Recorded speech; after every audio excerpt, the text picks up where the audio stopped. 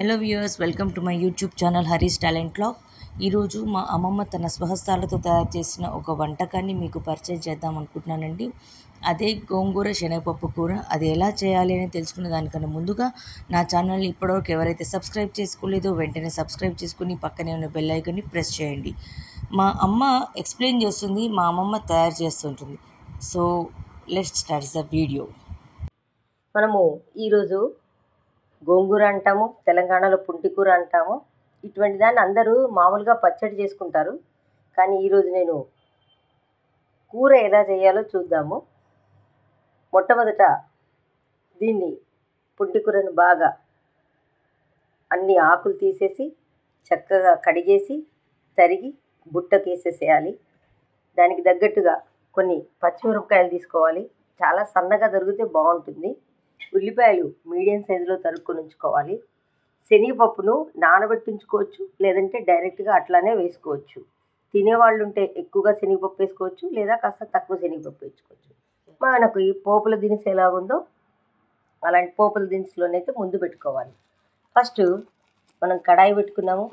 దాంట్లో ఆవాలు, జీలకర్ర వేయడం మూలన అవి చిటపట అంటూ ఉన్నప్పుడు, జీలకర్ర అయితే మనకి అరగడానికి బాగా జీర్ణం కావడానికి ఉపయోగపడుతుంది. మెంతుల పొడి మనలో ఉండేటువంటి నులి పురుగులు కానీ ఏమైనా ఉంటే తీసేయడానికి పనికొస్తుంది. కాసింత మెంతుల పొడి వేసి, పసుపు వేసి, ఈ మీడియం సైజు తరిగినటువంటి ఉల్లిపాయల్ని మనం కడాయిలో వేసి కాసేపు గోలనివ్వాలి. చాలా కలర్ వచ్చే వరకు కాకుండా మీడియంగా కొంతసేపు గోలించుకోవాలి. చూడండి, చూస్తుండగానే కొద్ది కొద్దిగా ఉల్లిపాయలు కలర్ మారడం మొదలుపెట్టాయి. కొద్దిసేపు దీనిపై మూత పెట్టేస్తే మనకు కాస్త లోపల వాపు వచ్చి తొందరగా అయ్యే అవకాశాలు ఉంటాయి. చూడండి, మళ్ళీ ఒకసారి మూత తీసి కొద్దిసేపు చెంచాని అటు ఇటు అనేసేస్తుంటే మనకు దాంట్లో ఉండేటువంటి పచ్చిదనం పోతూ తెలుస్తుంది. మళ్ళీ కాసేపు మూత పెట్టేసి కొద్దిసేపు ఉంచుకోవాలి. చూడండి, మళ్ళీ ఒక్కసారి మూత తీసి అనేసరికి కాస్త వేగినవి అవన్నీ కూడా ఒక గిన్నెలోకి తీసి పెట్టుకోవాలి. ఎందుకంటే మనము ఈ పుంటికూరతో చేస్తున్నప్పుడు ఆ నీళ్ళల్లో ఇదంతా ఉల్లిపాయలు నుజ్జు నుజ్జుగా అయ్యి చూడటానికి తినడానికి బాగా అనిపించదు. అందుకని కాసేపు ముందే వేయించుకొని ఒక గిన్నెలోకి తీసుకొని పక్కకు పెట్టుకోవాలి. తర్వాత మళ్ళీ కొద్దిగా నూనె తీసుకొని దాంట్లో నూనె వేసి, నూనె కొంచెం వేడెక్కే వరకు ఉంచి దాంట్లోనే మనము అయితే నానబెట్టుకున్న శనగపప్పు కానీ లేదా పుట్టి శనగపప్పు కానీ తినేవాళ్ళ పరిస్థితిని బట్టి, కొంచెం మెత్తబారు మీద శనగపప్పు తింటా అనుకునే వాళ్ళకి కొంచెం నానబెట్టుకోవాలి. లేదు అని అంటే డైరెక్ట్గా శనగపప్పు అలాగే వేసుకోవచ్చు. తర్వాత అదే నూనెలో మనము ఇంతకుముందు వడగట్టుకున్నటువంటి గోంగూర ఏదైతే ఉందో పుంటికూర, అది దీంట్లో వెయ్యాలి. స్టవ్ కొంచెం పెద్దగా చేసుకోవాలి. అసలు మీరు నమ్మరు, ఇది అన్నంలోకి ఎంత బాగుంటుందో రొట్టెలలోకి కూడా అంతే బాగుంటుంది. అన్నిటికన్నా ఎక్కువ జొన్న రొట్టెలోకి ఇంకా బాగుంటుందండి. మక్క రొట్టె, జొన్న రొట్టె. మనం ఏదైనా ఊరికి వెళ్తున్నప్పుడు ఉండాలి అని అంటే ఇది 2-3 రోజులు కూడా ఉంటుంది.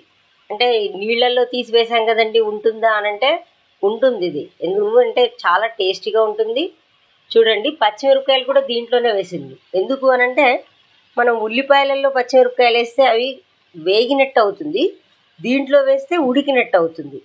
అందుకని దీనికి మిరపకాయలు కారం బాగా పడుతుంది. తినేటప్పుడు మనకు మిరపకాయలు తీసేసి పక్కకు పెట్టాల్సినంత అవసరం ఉండదు.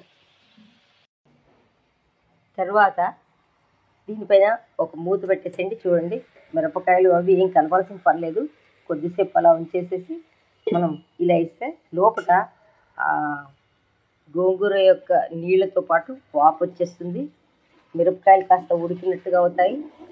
గోంగూర చాలా తొందరగా మెత్తబడిపోతుందండి, చూస్తుండగానే మెత్తబడిపోతుంది. చూడండి, ఒకసారి లోపల నుంచి మనం కలిపేస్తుంటే ఉడికిపోయింది తెలిసిపోతుంది. అంటే తొందరగా మెత్తబడిపోయినట్టు కలర్ చేంజ్ అయిపోతుంది.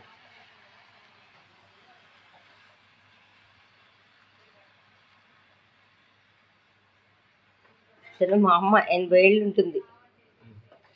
చాలా నిదానంగా చేస్తుంది. వెనకటి కూరలు అట్లాంటి పచ్చళ్ళు చాలా బాగా చేస్తుంది.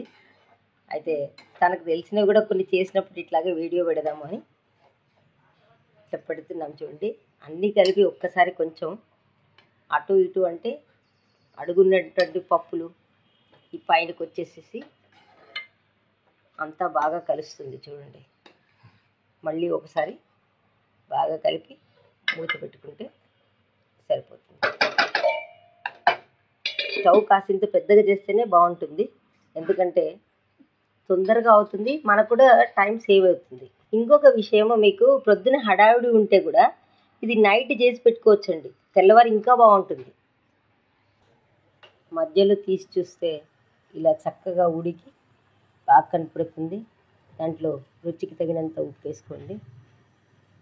ఇక ఆశ్చర్యం అనిపిస్తుండొచ్చు, ఇంత ఉప్పు వేసాను. మేము కొంచెం కారం ఎక్కువ తింటాం కాబట్టి పచ్చిమిరపకాయలు ఎక్కువ వేసాను. దానికి తగ్గట్టుగా ఉప్పు వేసుకుంటున్నాము.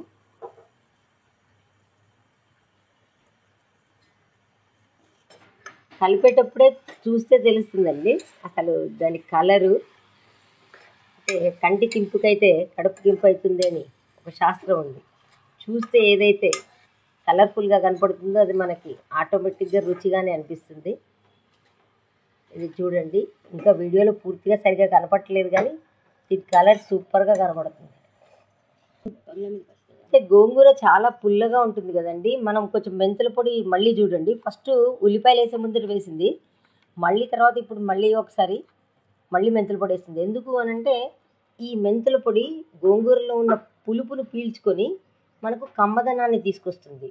అందుకనే పుల్లగా ఉన్నటువంటి చోట ఆవకాయలలో కూడా చూడండి, ఎక్కువగా మెంతులు ఉట్టిగానే వేసేసి తర్వాత మళ్ళీ మెంతుల పొడి కూడా వేస్తారు. ఆ పులుపు పీల్చుకొని మనకు ఒక కమ్మదనాన్ని తినేటప్పుడు వస్తుంది. ఆరోగ్యానికి కూడా మంచిది. మనం డైరెక్ట్గా మెంతులు ఎట్లాగో తినలేం కాబట్టి వంటలో వాడుకోవడం తగిన పని అని అనిపిస్తుంది. చూడండి, కలుపుతున్నా కొద్దీ కలర్ఫుల్గా అనిపిస్తుంది. ఈ పచ్చిమిరపకాయలు నలగలేదేంటి అని అనుకోవచ్చు మీరు, ఆల్రెడీ ఆ పులుపులో ఉడికిపోయాయి ఇవి. చూడండి, ఒక 3-4 నిమిషాలు అయ్యే వరకు మనకు ఇట్లా బాగా ఉడికి పైన ఇలా నీళ్లు బుడగలు బుడగలుగా వస్తున్నాయి కదండి, అవన్నీ పోయే వరకు ఉండి కొంచెం నూనె పైకి తేలుతుంది. అప్పుడు మనకు ఈ గోంగూర కూర, శనగపప్పు కూర రెడీ అయినట్టే. ఇప్పుడు మనం కోసుకున్నటువంటి ఉల్లిపాయలు ఏవైతే ఉన్నాయండి అవన్నీ వేసేసి ఒక్కసారిగా కలిపేసేయాలి. చూడండి, మనం అప్పుడు వేయించి పెట్టుకున్నటువంటి ఉల్లిపాయలు ఉన్నాయి కదా, అవన్నీ వేసి కలిపేసి కొద్దిసేపు అలా ఉంచేసేసి సర్వ్ చేసుకుంటే గోంగూర కూర లేదా పుంటికూర కూర రెడీ. వ్యూయర్స్, ఈ వీడియో కనుక నచ్చినట్లయితే లైక్ చేయండి, షేర్ చేయండి, సబ్స్క్రైబ్ చేయండి, పక్కనే ఉన్న బెల్ ఐకాన్ని ప్రెస్ చేయండి. Thank you for watching my videos.